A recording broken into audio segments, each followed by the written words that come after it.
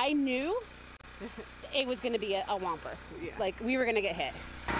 The generator is humming next to Amanda Colgary's home in Highland Lakes.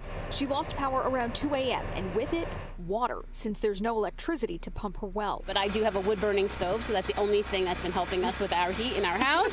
Here we go! Her kids, at least, are enjoying the snow day with neighbors. Friends came over at 10 o'clock. Can Tyler come play? So they're outside building snowmen and running around the neighborhood. Yep. And those kids that you were talking to before came and helped my husband, who's 73 now, still shoveling the snow. Dealing with the snow is definitely easier for some than others. It was hard this morning. She couldn't get down the stairs. She couldn't walk down the stairs. There was too much snow. William Dome and Nancy Vernay lost power as well. They've been out shoveling since 6:30 this morning. They hope this is their first and last snowstorm of the season before taking their RV down south for the winter. There's no heat, there's nothing. Now, I just bought this snow blower in August.